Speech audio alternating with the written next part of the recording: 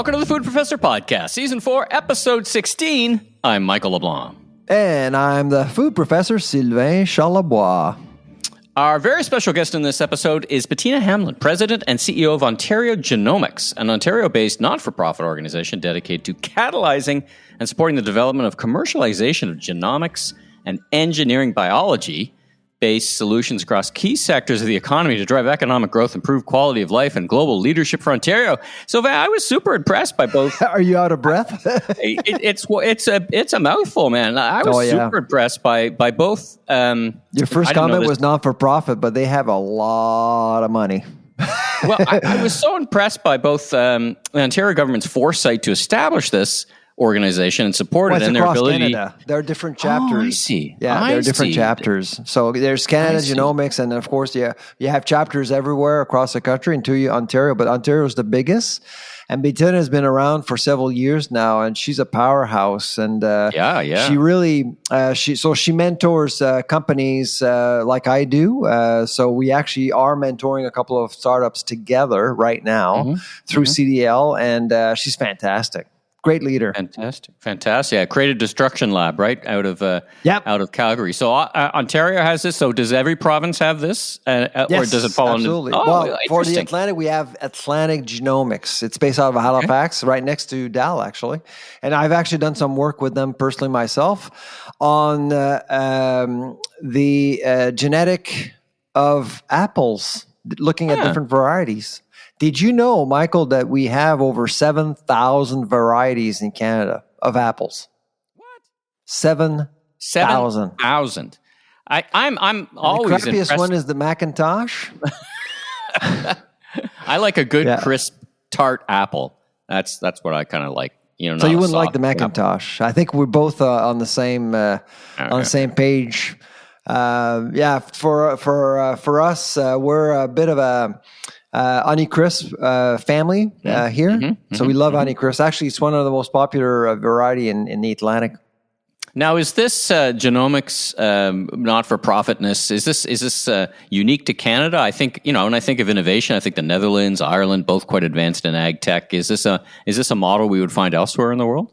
That's a good question.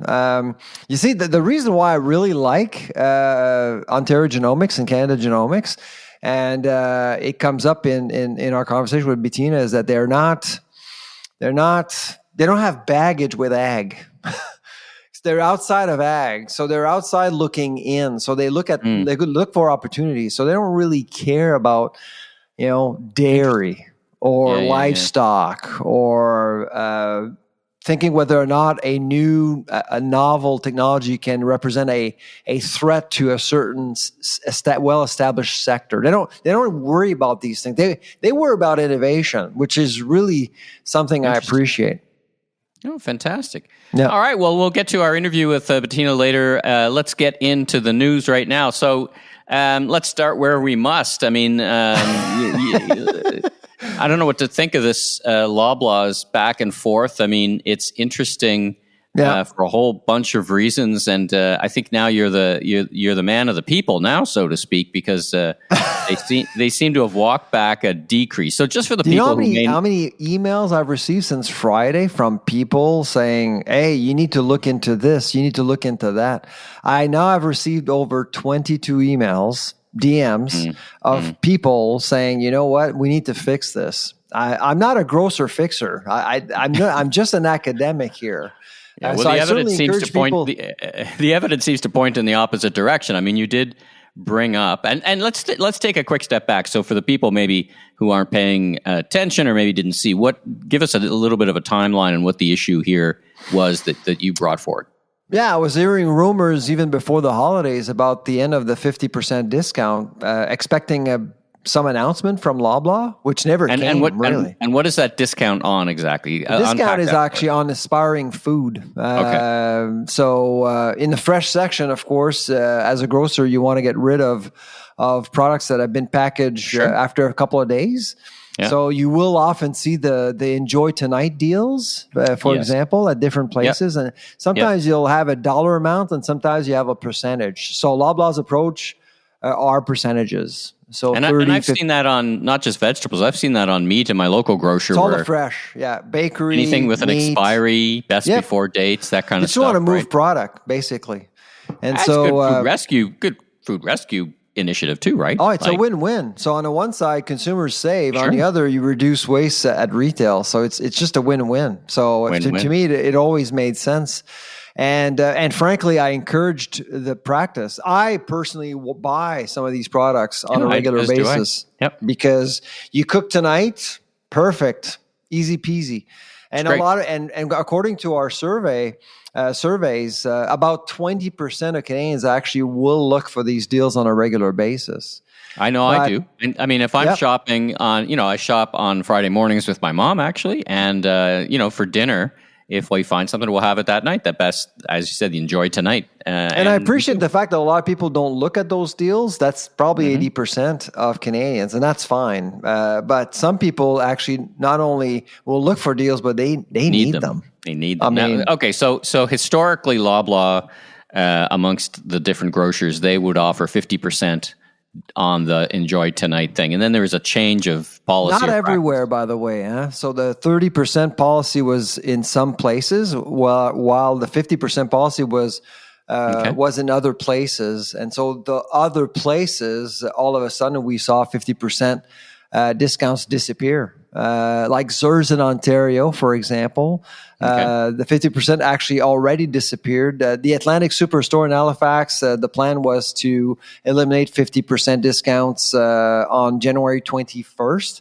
That's all information I was getting from insiders, Michael, like insiders. Yeah. Telling me this is nuts. I mean, food inflation is a problem. And this is the last. Is that why these so-called insiders, they were concerned about perception of the brand, or they're concerned that it's not helpful for the Canadians? I think it's a mixture of both. Like they were on the one side, they were concerned about potentially allowing people to criticize Loblaw. On the other hand, of course, you have to think about the socioeconomic reality of many households. I mean, it's been difficult for a lot of people. Now, if we were to look around at other grocers, Atlantic Superstore in Halifax, not the only place to buy food, what would you have seen? What would we commonly see? So Loblaw's was actually a desirable place to go if you wanted to save food. If you want to save on food that is about to expire, Loblaw had the best deal. And so what was going on basically is that Loblaw was taking away, was eliminating the best deal in town for in-store food rescuing, essentially, and so I was a bit concerned about that, and so because I didn't hear from Loblaw, I actually contacted them myself, and Catherine Thomas at Loblaw, and basically I asked her, "Is this true?" And she said, yes. I think you saw the email yourself, right? Yeah. I sent it to you. And then the rationale was even more perplexing. I mean, she was basically saying that Loblaw is aligning its policy with other grocers. To me, that's certainly not a signal you want to send, especially in light of what happened with bread and everything else. Anyways, and I did ask her because I do respect Loblaw and Catherine. I think that she's a really phenomenal PR person at Loblaw. I asked her out of respect, can I share her email on X? And she said yes. Okay. Without really thinking. And I remember I was on a flight back from Calgary, and she responded very quickly. Sure, thank you for asking. And that's what I did on the weekend. First of all, I posted it on X, and then after that, I was thinking all weekend, should I write a comment about this? And so I eventually decided, after 48 hours, I decided to do that. And I'd say by Tuesday, Wednesday, the story went viral. It was everywhere. And I was not surprised. How many likes would you get on your X post can get quite active? How many likes and like how viral did it go? Oh, I mean, I was, mid-January, you're expecting to do, like I do probably 10 interviews a week. But last week, it was up to 60. So that's, to me, that's a sign. That's a sign everyone, and of course, I was looking online, and a lot of people were talking about the decision without calling me because but the news, what was really unfortunate, what I think was a missed opportunity for Loblaw, is that the news came from me. It didn't came from the company. And to me, that's a lesson learned for grocers out there. Out west, we're learning this week that Co-op has changed its loyalty program without notifying anyone. And I got to tell you, and we had a CEO on our show, I think last year or the year before. When you buy a Co-op and you're a member, you're a shareholder and you get dividends like a T4. They change all that. And so that's pretty significant. And again, not reading the room. So it's not just Loblaw. It's a lot of different companies do that. And it's unfortunate. And I know that Loblaw saw this as bad news. I get it, but you want to be in front of it. You want to be in front of it as much as possible instead of just making your company a target. And that's exactly what happened a couple of weeks ago. Well, and they listened to the people. And on Friday morning, I was actually having lunch with a friend in Halifax, and I was getting phone calls saying we're hearing that they're going to be reversing their decision. I didn't believe it. I didn't believe it. Lessons learned from the Premier of Ontario: make a decision, walk it back.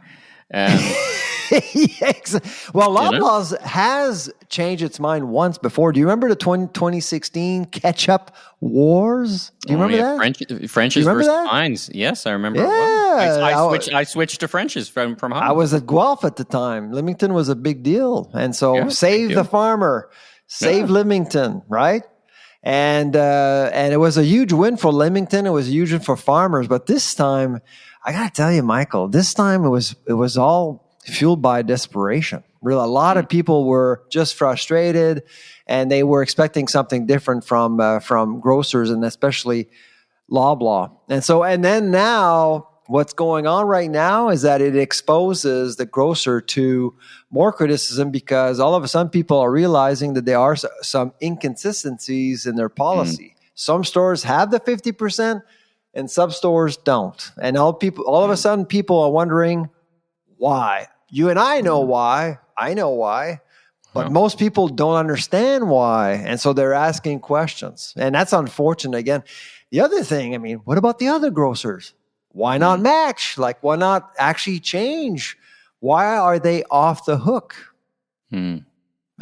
So lots of questions for sure. Listen, I might sound a little bit different. I'm actually live here in the wonderful city of Delta in British Columbia, just outside Richmond. We're doing the coast to coast thing. We are coast to coast this morning. I'm out here doing some work for a client. In fact, I'm cooking for a client, which is kind of fun, kind of mixing. And you're dressed like a cook right now. People don't see you, but you're dressed as a cook. I don't smell the briskets from here. Anyway, all of which is to say, yes, I am going somewhere with this. Nobody here but us chickens in BC. So what's going on with chicken prices? Like the chicken board of whoever wants a 10% increase in at farm gate for chickens. Where'd this come from? I got to tell you, you're in BC right now. Don't go out and buy chicken. You're going to go bankrupt. Crazy. Did you see the price of chicken? I did. You see? I bought enough chicken for 20 people. I'm like, whoa. Holy schmoly. Did you get a mortgage?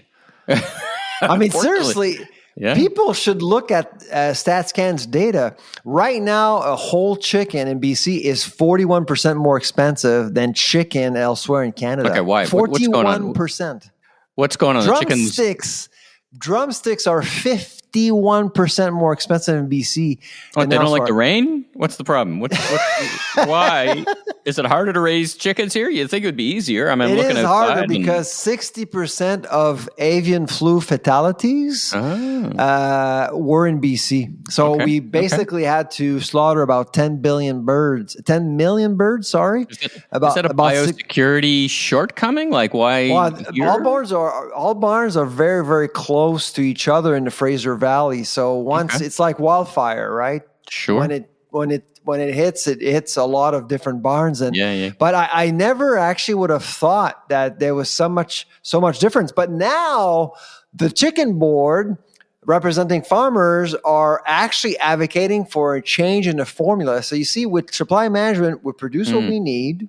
There's a quota system managed by boards, provincial boards. But every now and then, they actually look at the formula and see if costs are covered by prices that farmers get, so they don't lose money. Fair enough. Sure. Fair enough. Now they want to change the formula, which is fine. But what is not fine is that they're not telling anybody what's going on. And so right now, Restaurants Canada, the Canadian Federation for Independent Grocer, the chicken processors, all of these groups are saying, my goodness, our prices are going to go up again by 10, 15%. But we don't know why. There's no data. There's no information. And farmers are saying, no, that this is just between us and the government. I'm sorry. This is not just between you and the government. The Canadian public should know about what's going on. And the reason why everyone else should be concerned around the country is that if the formula changes in BC, well, guess what's going to happen in Ontario? It sets a precedent. For the rest of the country. Right? So I'm concerned, and a lot of chains are concerned about what's going on, for sure. Food affordability, man, like it comes at you from all different. And chicken, chicken is the most affordable, the most popular animal protein source in the country.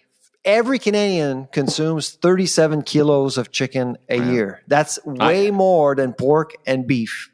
I made my client chicken last night, by the way. It's a great recipe. I covered it in Kewpie mayo and barbecue sauce and lime, and then let it sit and then baked it. It was fantastic. So anyway, just a little bit of upside. That's great. I love a good piece of well done chicken. All right, well, let's keep a close eye on that one. Cracking the code for good chicken. Exactly. There you go. Cracking the code. Look at you. Don't get that kind of humor in every podcast. Your talent is rubbing off on me. Well. To play with, as a Frenchie, I'm able to play with English words. Well, speaking of playing with words, crime is just nuts in Waterloo. Did you see this? Unknown suspects stole a transport truck with $70,000 of pistachios. It's nuts. In the back. It's just nuts. Now, here's my serious question. We know retail crime and food fraud and all these things are big issues. I mean, where would somebody sell and move $70,000 worth of a truckload of pistachios? Where do you think those things go? I mean, it's not like they're going to get, I don't know. Where do they go? They go in the back door of some, I don't know, restaurants or something? Like, where do they go? What do you think? I don't know. You want to buy it? Nuts? Yeah, nuts. Like the guy in a trench coat in the parking lot selling a case of nuts, I guess. You repackage them. You do something. I mean, you can actually pretty sophisticated crime, right? Absolutely. I mean, who actually? What institution actually uses nuts? I mean, processing, I guess, right? Oh yeah, absolutely. If you have a good deal, why not? And nuts are pretty expensive. Yeah, well, anyway, so we're missing some nuts out of Waterloo. So $70,000 worth of cashews? Is that the pistachios? Pistachios, yes. Pistachios. So is that like a kilo? You joke.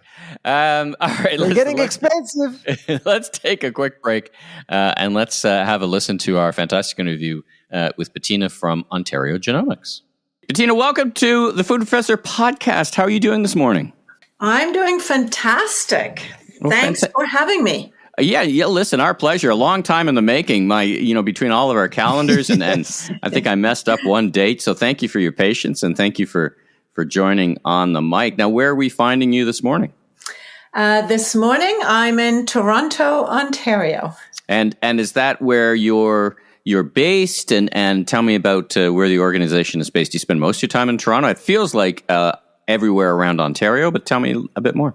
Yeah, so Ontario Genomics is really headquarters in Toronto. The offices are at Mars in the Mars Discovery District, so very central to the research and innovation ecosystem. But the organization serves all of Ontario, so we're not just working up and down University Avenue. Right. Hey, I've been in Mars a bunch of times. It's a wonderful facility. A quick question. It's not just office space. You're part of startup ecosystem. Is that why you locate your office there? Or is there a benefit to being amongst your peers, and is there a benefit to them of having you around in that facility? Yeah, I mean, that's a great question, and I would say yes to all of the above. This is a very buzzing ecosystem. If you've been there, and if not, imagine you're walking in this vast building, very bright, very modern. And there are towers that house different organizations. I forget how many organizations are in there, but it is a big group of people, and it provides opportunity for collision between organizations. And we actually organize our annual Canada's in Bio conference at Mars to take advantage of that. But if I want to go up to the Ontario Institute of Cancer Research, I just take the elevator up. If I want to go to CFAR, I do the same thing. That's right. It's very close to universities as well, and it's a happening place for sure. Yeah. I mean, what I love about that facility is it in ordinary office buildings, you have to bring the energy in sometimes some days, but the energy just resides there because there's so much going on. Well, we've kind of jumped right in. But you tell us about your personal and professional background. I mean, why did you choose the path you chose, and how did you get there, and what you do for a living today? Happy to. So I'm born and raised in Germany, and I was lucky to be surrounded by both science and music at home from a very early age on, and also at school from an early age on. And so I spent a lot of time with science and music. My parents were both chemists, and folks played piano and cello, and I played the violin and the flute. And so we did a lot of conversations in that realm. And for the longest time, I have to say, I had the hardest time deciding of what I really wanted to do more of. Eventually, I got scholarships to go to the US, and they actually gave me a double scholarship for music and pharmacy, so still not helping me to decide. And then I think in the end, eventually I figured that, probably science gives me a path that is easier to make a living. And I also wanted to go out with friends in the evening rather than playing in the Philharmonic until late at night. Good strategic move there, for sure. Well, you know what Yogi Berra says: when you see a fork in the road, take it. Right there, you go. Exactly. Dual scholarship. There you go. Yeah. And so so that threw me straight in the science. So I would just wrap it to say, today I'm the President and CEO of Ontario Genomics. I've been here for 6.5 years and counting. And prior to that, I spent 25 years in academia, biotech, big pharma, and in the public sector at the federal level before joining Ontario Genomics. Yeah, you have a tremendous background you bring to Ontario Genomics. Now, let's talk about Ontario Genomics. I could see we know where it's located, and we can kind of guess. I think it's a not-for-profit, but tell us about what you do and the work that Ontario Genomics does, and the impact on the field of genomics and biotech, and what connection do you have to the food industry, of course, because this is a food industry podcast. Yeah. So Ontario Genomics, I'd say, is a really, really exciting place to develop groundbreaking technologies that we all need. Ontario Genomics is a not-for-profit organization. It's funded by the government of Ontario and other partners, in particular Genome Canada, Agriculture, Agri-Food Canada, the Federal Development Agency of Southern Ontario, and some industry partner. And since 2000, we've been involved really with cutting edge science to find homegrown solutions to challenges the world faces, like climate change, like food insecurity, like acute and chronic diseases. So the opportunity to leverage the science of DNA to tackle all these challenges is what's, gotten me so excited about OG and what we have done and what we can do. So I'd say then at the core of what we do, we develop partnerships, public-private and public-public partnerships to really accelerate the development and the commercialization and the adoption of genomics technologies. Yes, we also have funding, and we help these partners to do things by kickstarting them with funding, and then they leverage it with other funders. But the main thing to me is bringing the right people together at the right time to complement each other, and then to be synergistic together. So it really all starts with the team.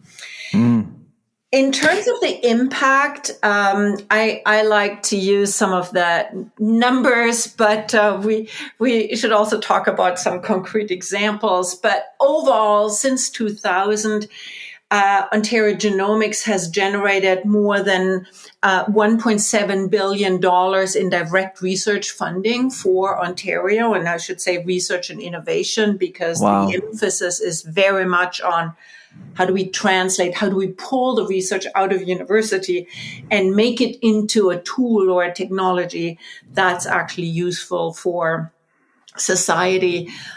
So quite a significant impact there. We've created over 10,000 direct jobs. If we count the indirect jobs in companies and so on, it's more than 20,000 jobs. And we've just brought lots of tools and technologies into the hands of those who need it. Can you give us some examples of how genomics is being applied to improve food production, safety, or quality? Just focusing on the food industry here since 2001. I mean, those numbers are quite impressive, but can you give us a couple of examples that people would know about or may not know, but would know that these innovations are actually making a difference? Yeah. Happy to, Sylvain. There are so many examples. I'm gonna pick an example from the dairy industry. I love milk and I eat yogurt and cheese, and so the dairy industry is a fantastic example to demonstrate how genomics has enabled the productivity of that industry. In fact, including genomics into breeding, so understanding the DNA profile, say, of a Holstein cow, comparing it with a bunch of others, give indicators of who is better suited for more milk production. So there's always this alignment between the genotype and the phenotype. The phenotype would be the milk production, the genotype, the DNA profile. And so what we've been able to do over the last 10 to 15 years is triple the output of milk from Holstein cows. And that is accounted for by the understanding of genomics. That is one example. And if I just continue on, what else needs to happen with the Holstein cows to keep that productivity up or even increase it, is we need to make cows more resilient. Climate is changing. It's getting hotter. Oh, so interesting. Cows are outside. And so how do we make them more resilient? And so we've been supporting a partnership between the University of Guelph and a company called CEMEX. Yeah, CEMEX, which is based out of Guelph as well, right? Out of Guelph as well. Yeah, you know CEMEX, Sylvain? Yep. I used to be at Guelph, so I know that ecosystem quite well. You know that ecosystem well. So CEMEX is really continuing to push their understanding of genomics and developing diagnostic tests that indicate which cows are more resilient against warming and other impact factors. Of course, we want also cows to get less sick. Can we use less antibiotics, less hormones, and so on and so forth? So a huge role of genomics there. And now I'm really excited about the next level of work that is happening, which is looking at decreasing the methane, reducing methane elimination by cows by increasing feed efficiency. Yeah. I mean, it's quite interesting, how much methane is produced by cows. And if we can reduce that, then we have a chance to mitigate some of the things that are happening with climate change. Yeah, no, absolutely. And it is getting a lot of attention, media-wise, for sure. So it's great that you support that kind of research. Mm-hmm. Earlier, you were talking about partnerships. Could you give us some ideas of successful partnerships that you've fostered over the years as CEO or you were part of? I suspect that Dairy Farmers Canada are important partners, but do you have other partnerships that are critical at Ontario Genomics? Yeah, so I'd say I sort of categorize our partnerships in sort of three categories. One category is industry partners that have specific interests and tools that they want to further develop, and they need a research partner to push the limit there. And I would put, a company like CEMEX in that bucket, or Benson Hill, who has worked with researchers at Guelph to better understand the genomics of photosynthesis and have achieved a trait that is actually more productive in terms of canola oil. So those are kind of, on the ground industry partnerships that are key. Then there's another category of what I call strategic partners. And those are partners, other organizations in the ecosystem who are interested in the space of food security and have funding available to do things. And so one of them, for example, is CFIN, the Canadian Food Innovation Network, that was created by the federal government, I think maybe 5 years ago. And we partnered with them to together develop an approach to bring partners together and fund research in cellular agriculture. So a very strategic partner. We have done that before with the Agriculture Adaptation Council and others. And then the third one is third category are partners that we bring on board to push innovation further. And the partner I put in that category is the Cultivated Bee. And so this is a German company that took note of the innovative work Ontario Genomics has become sort of a Canadian thought leader in, which is engineering biology and cellular agriculture.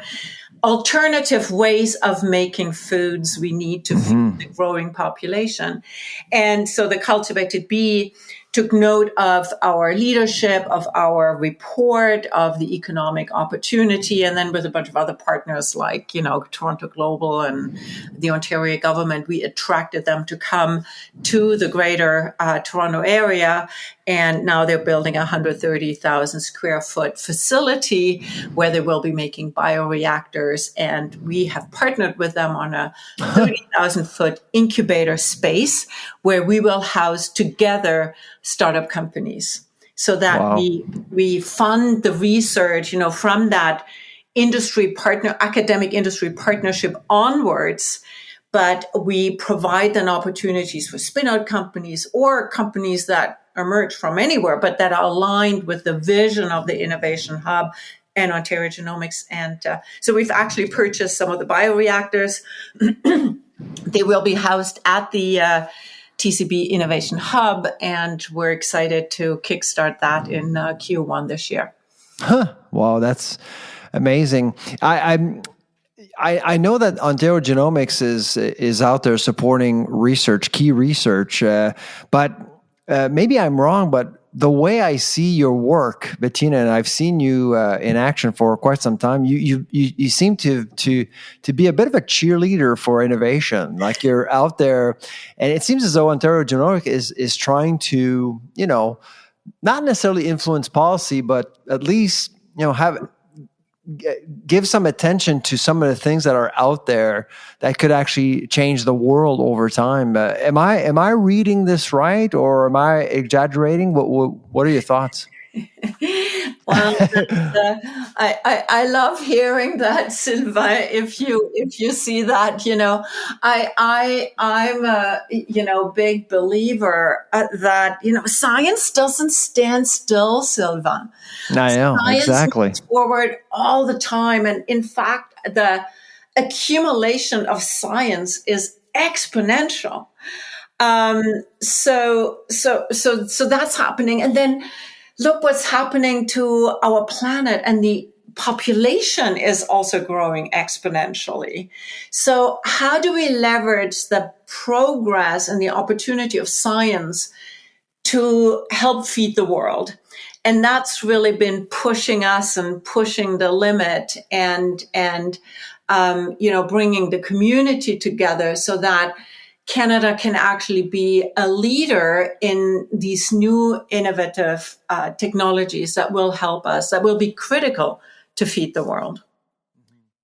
Now, before I throw it back to Michael, I just have one quick question. Do you think that Canadians know enough about Canada Genomics or Ontario Genomics in general? How much do you think Canadians know about what you do? Because your work is quite important here. Do you think that Canadians or Ontarians actually appreciate what you guys are up to in general? Yeah, I think that's such a great question, and do enough people know enough of what we do? Probably not enough, but podcasts like this really help to get the word out. My colleague Paulina Martins, who leads our communications team, is building a team that is more connected into the media and is pushing information out there. So I think there's two things really important to me, which is, yes, we need to get the message out there. There's incredible innovation. Canada needs to be a leader and can be a leader because we have all the ingredients. We have the science, and we have a country, an environment where it's good to work here. People want to come to Canada to work here. Let's leverage that to become a leader in these new areas of cultivated meat, for example. So we need to continue to educate people on the benefits and the safety of these new approaches. And we also need to make sure that we're not just pushing information out there, but that the information actually sticks so that people can do something with it. Our report, Sylvain, we actually try to move into the policy arena by making very concrete recommendations of what Canada needs to do to be innovative in the food space. And a big part of that, for example, is we need to have open, transparent, welcoming regulations that also provide the safety of people. So we make these kinds of policy recommendations. And what I wish for and working towards is that we can move the needle so that innovation can actually get marketed here in Canada. We can produce it with the immense amount of biomass we have and become an exporter. Not to take away from our current 82 billion a year or so export business, but to build upon that. So, it's people need to know, and then people need to pick up and actually do something with it. So interesting. It's such an interesting conversation. And I'd add one more element to the formula, or I guess DNA strand in this conversation, is leadership. And you bring tremendous leadership. Just listening to you describe the scope and the nature of the challenge. Let's turn our minds to looking ahead. So you've been talking about cultivated meat. As an example, we've had a couple of cultivated meat entrepreneurs on the podcast, and so that's one thing that we can think about. I have to think you're looking at AI in a new way, perhaps it's been part of your research for a long time. We on this podcast, Sylvain and I, talk a lot about food security. I mean, recently we had 7 Canadians die from an outbreak, and which we think is completely unnecessary. There must be solutions lurking for that. But what are you working on for the future? Are any of these things on your plate, so to speak? And how do you think about what's next in the many years ahead? Yeah, I mean, Michael, you mentioned some really important areas. For example, genomic testing for food safety is absolutely critical.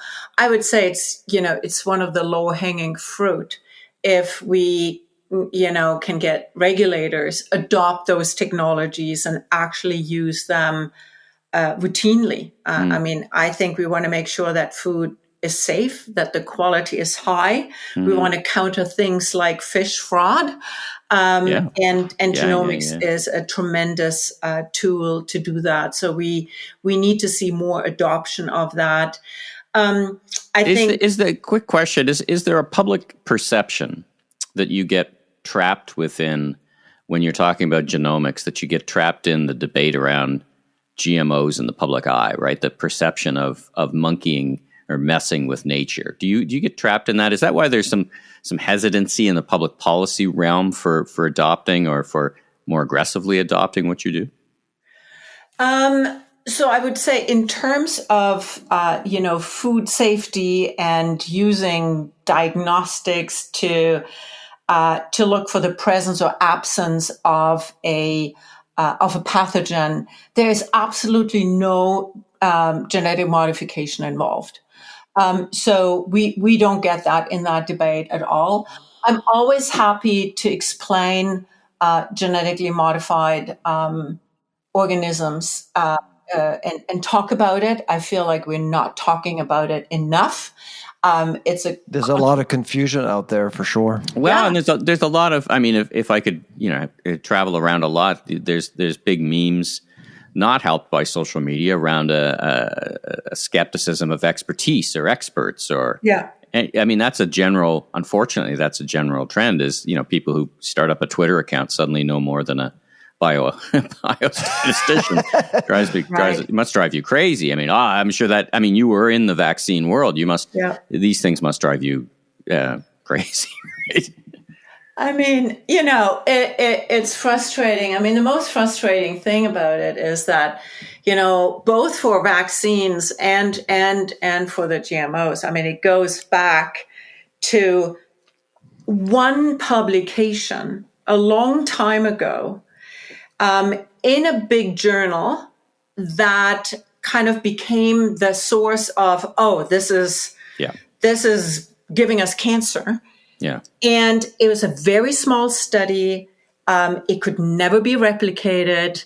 And the article actually had to be pulled because there was absolutely no scientific basis for the conclusions that were made. Yeah. And it's the same for the vaccine autism correlation. So it's frustrating that, there is a piece of information that got out there, but then the correction of that information does not get picked up. So I think we just need to talk about it, educate people, and also reassure people that in Canada in particular, there are absolutely rigorous safety assessments in our very deep and intense regulatory process. And what Health Canada is looking out for is one thing: the health and safety of Canadians. So I think in our country, people can be reassured that that anything that gets onto our plate has been regulated and looked at. Now, some of the things that you mentioned, it was E. coli, right, Michael? It was salmonella. In this particular case, salmonella. In this particular case, that at the entry point, having the appropriate testing in place and using novel, up-to-date tools to do that, I think is absolutely key. Very good. And now, listen, this has been a fantastic conversation. I've learned so much. But if the listeners want to learn a bit more about your work and the organization, where do they go to get in touch? Where do you probably have a website, of course, but where do they go to get in touch with you and learn more about Ontario Genomics? Well, people can get in touch with me anytime through LinkedIn, and I believe our emails are on the website. And then our website, ontariogenomics.ca, so much information, videos, annual report, lots of examples. We love to hear from people. We also have an email account that is info@ontariogenomics.ca. Mm-hmm. People can write there, and Camilla, who receives those emails, dispatches them to the people in the organizations who are best suited to respond to them. So I would definitely invite listeners to go to ontariogenomics.ca or write to us at info@ontariogenomics.ca. And only comments that are thoughtful, sweet, and nice are allowed. Right. Or responded to, anyway. Yes, absolutely. Well, listen, Bettina Hamelin, President and CEO of Ontario Genomics, thank you so much for joining us today on the Food Professor Podcast. Thank you so much for having me, Sylvain and Michael. Appreciate it. Take care. All right, so last couple of things. What's going on with this... Ottawa considering banning or controlling wood-fired ovens? Like, when I think of wood-fired ovens, and this issue flared up, so to speak, get it? This issue flared up in some municipalities in Montreal, because I know that there was concerns from the best bagels in the world, Saint-Viateur, where I get my bagels every time I'm in Montreal. Saint-Viateur. From Saint-Viateur bagels, which are just fabulous, and would cook that they were going to have to comply to some exhaust environmental thing, and that wood burning adds to carbon, which it does. But now the Ottawa is looking at more formal national things, national regulations that could impact wood-fired ovens, like on pizza places and bagels. What do you know, and what's going on? Well, so basically, there was a memo that came out from Environment Climate Change Canada that restaurants using wood stoves or wood-burning stoves would have to report back to the National Pollutant Release Inventory, known as the NPRI. They would actually be asked once a year to report emissions back to this inventory. And this is about monitoring. It's a consultant's dream. So basically, and what people may not know is that it may force a lot of restaurants. And by the way, we just finished the SEBA deadline drama last week. So lots of financial pressure on these companies, and they're going to be asked to monitor yet something else. Emissions, and of course, we're not talking about taxes yet, but the writing is on the wall. Once you start measuring it, the governments like to tax it or control it. But even the measuring, you're going to have to hire. Like, if you run a pizza, I love a good wood-fired pizza. You tell me you got to hire now a consultant to come in and, that's just another cost, right, on top of it. It's another cost, and frankly, I'm concerned because when you think about you're a chef yourself. I mean, you do a lot of that work. You're compromising the food heritage of an economy. Like in Montreal, I mean, the Jewish community has a rich past. And the Montreal bagel is world known and has a unique taste. I mean, you just go to Toronto and compare a bagel in Toronto versus a bagel in Montreal, you'll see the difference. It's just so different. It's a world away. It's a world away. Yeah, exactly. And that's due to the fact that they're using a wood oven. And to me, I think it's important to decarbonize the economy. We need to continue to do our work to make sure that we have a green environment and we take care of Mother Nature. That's not what we're saying here. What I'm what I'm thinking is that sometimes ECCC may be going a little bit too far. I mean, should we be worrying about bagels and pizzas, or should we be worrying about trucks and cars? And I would say the latter would be more of a priority. How about instead they fund the subway in Toronto for a month for free for everyone? Wouldn't that be a better spend of time and money? Exactly. Anyway, you and I, we can imagine a lot of different Here's things. another point with pizzas for the Italian community. I mean, sure. If you look at UNESCO for several years now, since 2008, has declared many immaterial World Heritage dishes. Okay. Mm-hmm. One of them is pizza from Napoli in Italy. Yeah. And guess what you need to do to cook a pizza from Napoli? You need a wood oven. Wood oven, yeah. So that's why when it comes to food, I think you have to appreciate the history, traditions, than just saying, you know what, we need to stop polluting the planet and reduce emissions as much as possible at all costs and move on. I mean, we need to be a little bit careful here. We need to be respectful towards our food heritage as far as I'm concerned. All good points. Let's keep a close eye on that. Let's wrap up with some great news for the ag sector in Canada. PEI specifically, Mary Robinson appointed into Canada's Senate. Congratulations, Senator. Yeah, that's great. Robinson. That's good news. I mean, so we actually interviewed Rob Black last year, another senator, a big advocate of ag at Senate for sure. He was absolutely... he was thrilled. He was floored when Bill C-234 was defeated. That's the carbon tax exemption for farmers. And so my guess is that Mary will actually be a very effective advocate alongside Rob. So very happy about the appointment, and we wish her all the best. Yeah, great representation for the wonderful province of Prince Edward Island. Potato country. And lots of innovation, right? We've had some great food innovators from PEI on the pod coming out of Seattle and Canada's by the way, food island. That's right. And by the way, I guess we'll be in Seattle and Montreal, so we'll start talking about that a little bit. Seattle and Montreal this year, and my guess is that Mary's going to be there. All right, well, that's it for the show. Thanks everybody for tuning in. And like Sylvain and I say, if you got something you want us to talk more about, let us know. But until then, I'm Michael LeBlanc, consumer growth consultant, podcaster, and today, chef. And you are? I'm the food professor and shit disturber, Sylvain. That you are, my friend. All right, everybody, safe travels, and we'll be talking to you again next week. Bye-bye.